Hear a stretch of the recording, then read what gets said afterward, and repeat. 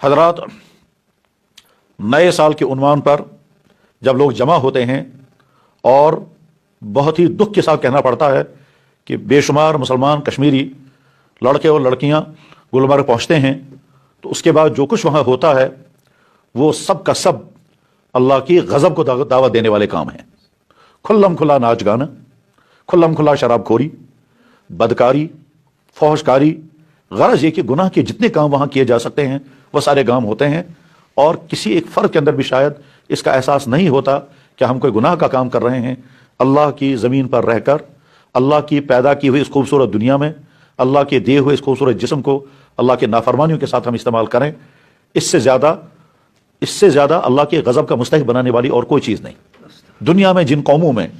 یہ صورتحال پیدا ہوتی ہے، اللہ جل شانہ بہت دن تک اس کو برداشت کر لیتے ہیں۔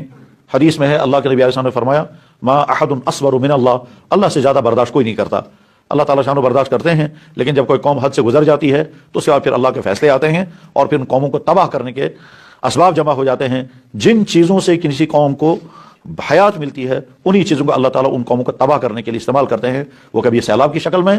کبھی زلزلوں کی شکل میں، کبھی انسانوں کے ذریعے سے انسانوں کے ظلم کی شکل میں، کبھی بیماریوں کی شکل میں، اور کبھی نافرمانیوں کی شکل میں، کبھی گھروں میں تضادات اور لڑائیوں کی شکل میں یہ ساری مصیبتیں نمودار ہوتی ہیں۔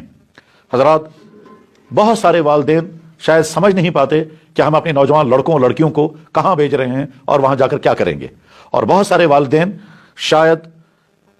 ایمانی غیرت اور اسلامی حمیت اور ضمیر کے اعتبار سے اتنے خالی ہو چکے ہیں کہ ان کو اس کی بھی پرواہ نہیں ہے کہ ہمارے نوجوان لڑکے اور لڑکیاں وہاں جا کر کیا کریں گے اور وہ واپس کون سا کردار لے کر کے آئیں گے۔ اور بہت سارے والدین کو شاید خبر بھی نہیں رہتی ہے، ان کے بچے لڑکے ہوں یا لڑکیاں ان کو دھوکہ دے کر کے کوئی کسی دوست کے ہاں ملنے، کوئی کسی سہیلی سے ملنے کے بہانے نکل جاتے ہیں، اور اس کے بعد پھر وہاں پہنچتے ہیں اور وہاں کیا ہوتا ہے ہم نے اپنی آنکھوں سے دیکھا تو نہیں، لیکن اپنے دردمند بھائیوں سے جو کچھ سنا اس کی بنا پر ارادہ کیا آپ کے سامنے، اور اپنے کچھ بھائیوں کے اصرار کی بنا پر ارادہ کیا کہ یہ صورتحال سمجھائی جائے اور بتایا جائے کہ یہ کوئی خیر کا راستہ نہیں ہے، یہ کوئی ترقی کا راستہ نہیں ہے، یہ کوئی بھلائی کا راستہ نہیں ہے، یہ تباہی کا راستہ ہے۔